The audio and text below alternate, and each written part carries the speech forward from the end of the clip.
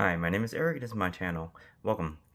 Today I'm going to be talking about the Bloomington Comic and Toy Show that I went with my friend Nate to meet up with also one of our mutual friends, Chris, also known as Condition Not Considered.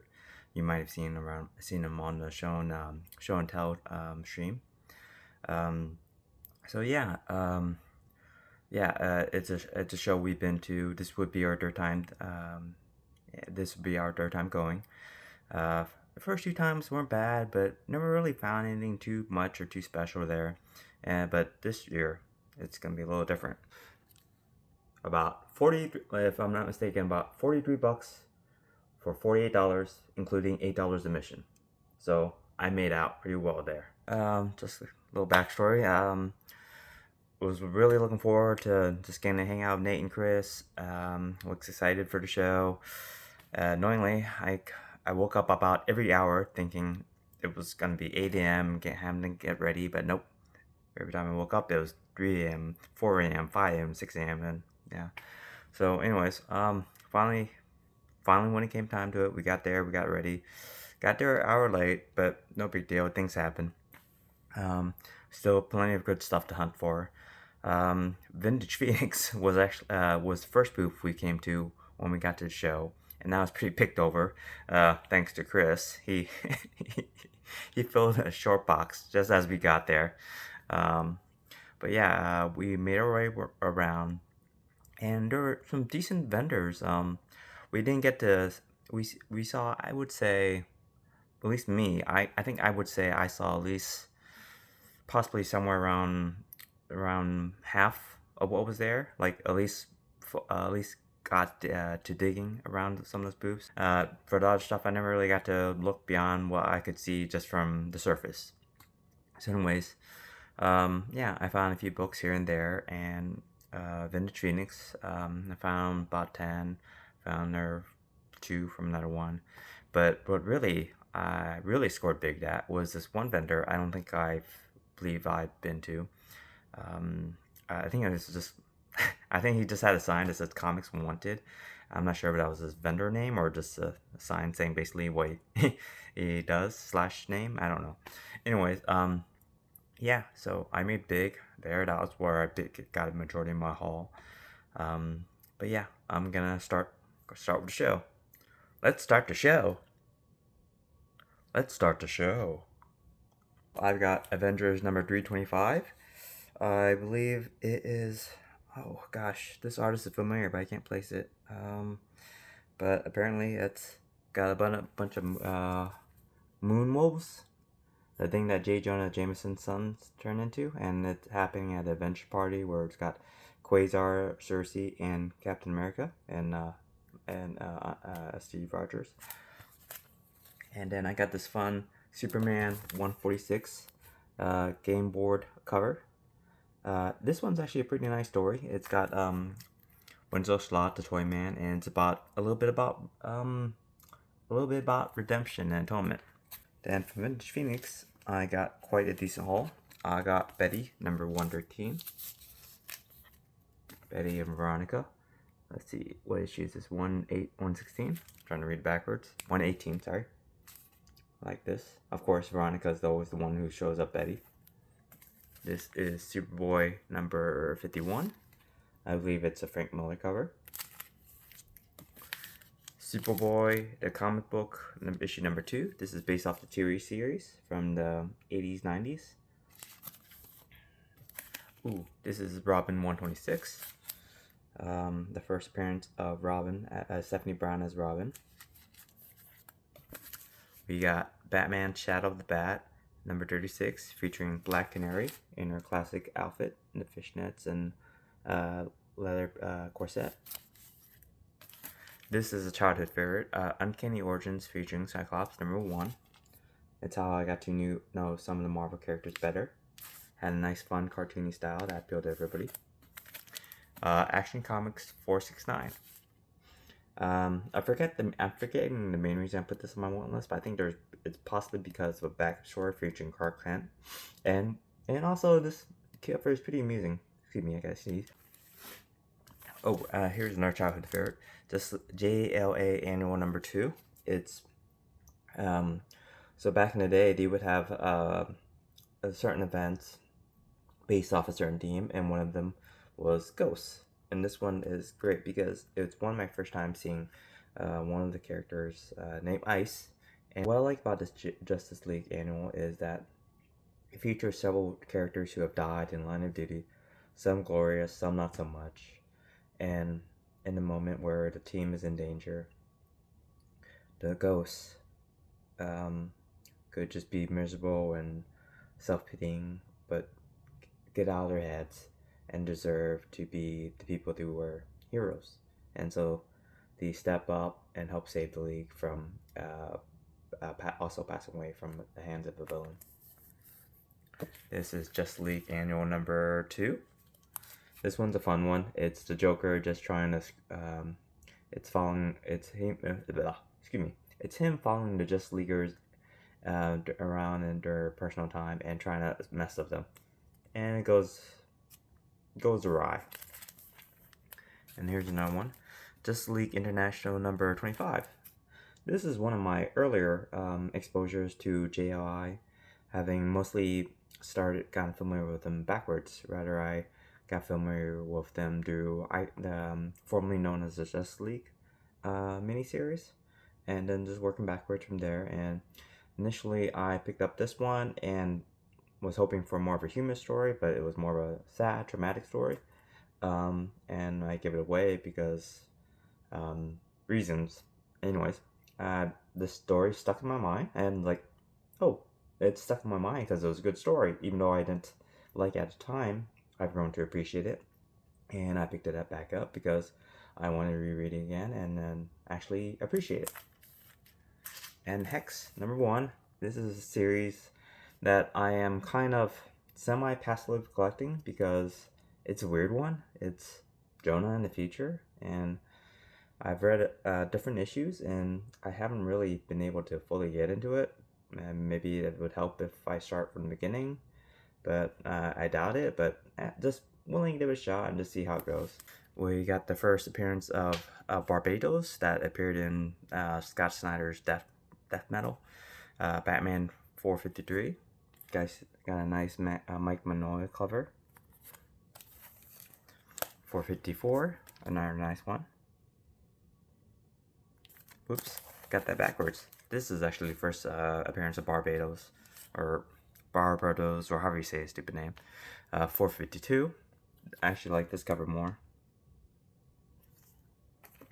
We got a Batman Shadow of the Bat number 6. I really like these painted covers. And here's another, this is a Dennis O'Neil favorite story of mine, Batman Legends Dark Knight number 9, featuring Venom. Gonna be going backwards. Part 5.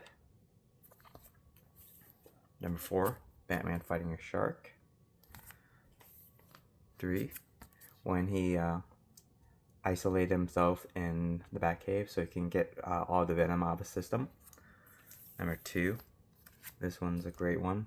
A creepy, maniacal Batman who just hopped up on steroids. Number 1, the beginning of the story, where we see the tragic events that lead him to take Venom. And then, let's see, we got another childhood comic of mine, Batman Legends Dark Knight, number 94. I remember buying this when there were such things as Walden Books around, and got this off the spinner rack. I loved it. I didn't fully understand the there were different eras to Batman. I just thought they were just kind of like it's basically about a group of people who are telling stories about how they met Batman, and they're telling it through different perspectives. And the nice thing is they're telling it from different issues that have happened in Batman, but mostly from their perspective. And you can see from behind the Batman, those are some of the comics that they're referencing and involved in. So you get to see, the damsel who was rescued in one of the earliest Batman issues. You got to see like a security guard, another one, and so on and so forth. And it's just a fun story. Great, a nice little love letter to different eras of Batman. And then I got the recent Batman by Vanderbilt and Team Up anthology, all for $1. They're $8 each, and there was 20 series in the whole, so I got half of the series for $1 each. I don't know if I'll hunt down the rest of it, possibly at least a few more, because number 9, and it has a part 1 story, and I do want to collect the part 2 of it. So here's number 9. Number 8. Number 7. This one was on my want list even before, because it has a guy who has amnesia and thinks he's Batman, and actually steps up to help save a little girl who helped rescue him. Number 6. I really like the coloring on these. Really bright and dynamic. The lens flare really works well on these. Number 4. Number 3, we got a subtle Joker one right here. All the better. I'm not a big fan of Joker. I mean, I like him, but I think he's been so overused lately that I'm burnt out on the guy. Number 2. In fact, I wouldn't mind if they just took him back to more of the annoying and antagonistic rather than the serial killer Joker. But that's just me, of course. Number 1. And number 10, which got lost in the pile. Got a cool one where he's taming Batman Bat. And we got some Elseworlds right here with Batman in Darkest Night by Mike Barr. It's another beautiful painted cover. And I believe we got this Bat Lantern using his own ring to make his own signal, which is a pretty cool version of it. And it's a very nice costume. I'm not a big fan of the Domino Batman ears. It just kind of looks too odd. I think he should have just had regular, because it gives a weird, subtle, I wouldn't say like Wolverine look to it, but the cape is pretty cool on him. And one of the dangers of hunting with Nate is that the guy can just lure you into getting some stuff you really don't need, or don't want, but yet somehow he just worms your way into your heart, and yeah.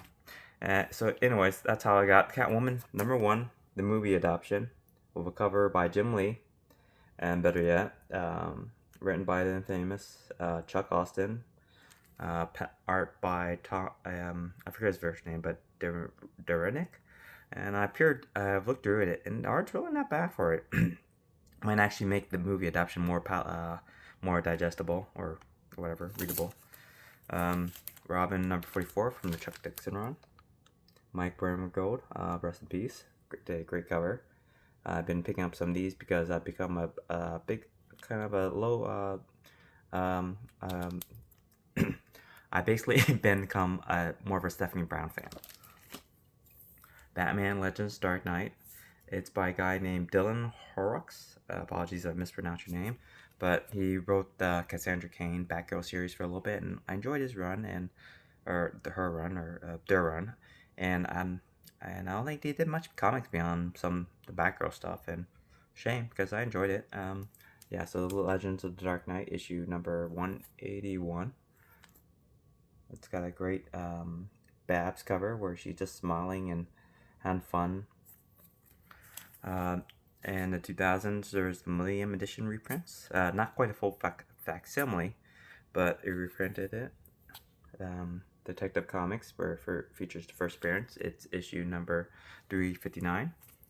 And so story time. One of my first times I ever stepped into a real actual comic book store was Comic Carnival on 30th Street in Indianapolis. And I don't know what prompted me to get it, because I would say I was mostly a Batman, Superman kid at the time.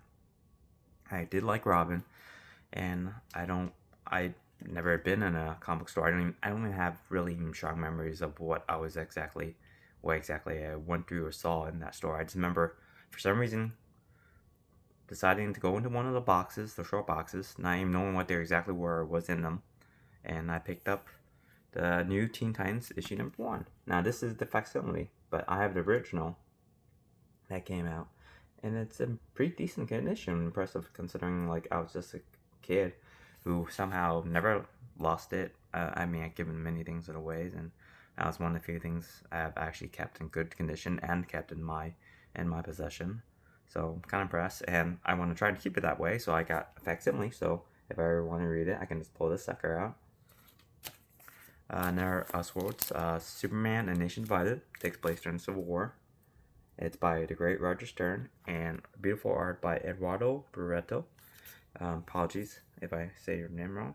And I like there's a little staining on the back, or I don't know, it's their age or whatever, but it's got adds a nice little touch to it. Here's another childhood Usworld's Superman: Speeding Bullets by J.M. DeMatteis, and again by Eduardo Barreto. It's a beautiful cover.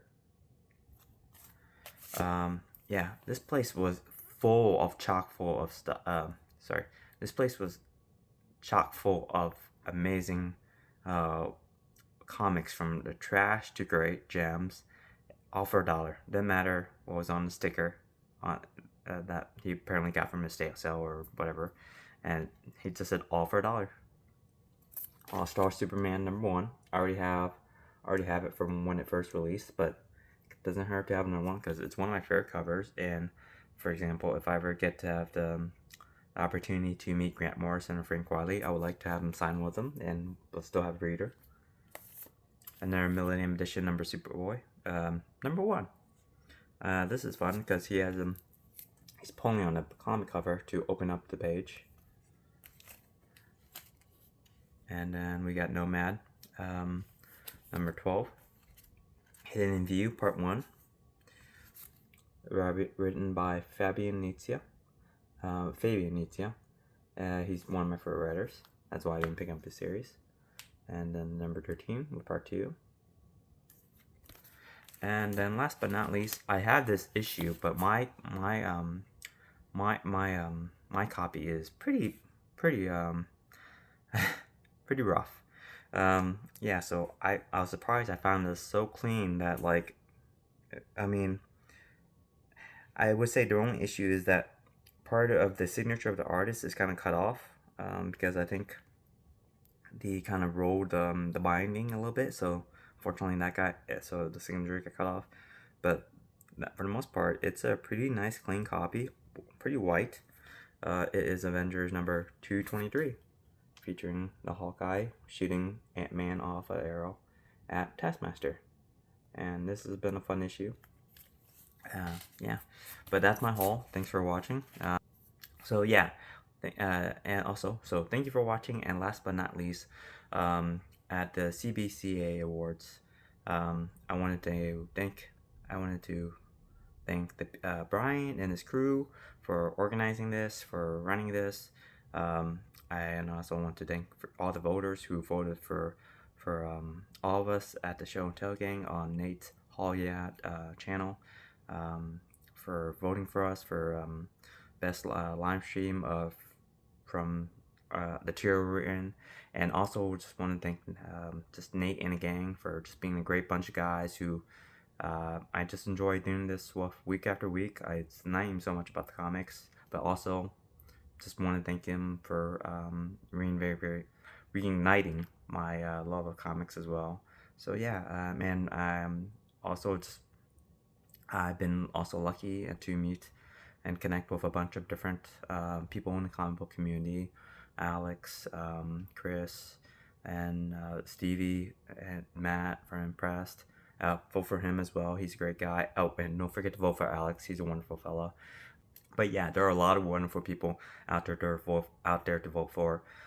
Terry from Dead Man Comics, Mark from Mark's issue of Archie's, Eric at SideQuest. So many wonderful people. Even if you don't vote for them, check out the channels and check out the people who channels I haven't mentioned. They're all wonderful people. There's a reason they got nominated. And yeah, so thank you for watching and have a wonderful day. Ignore that.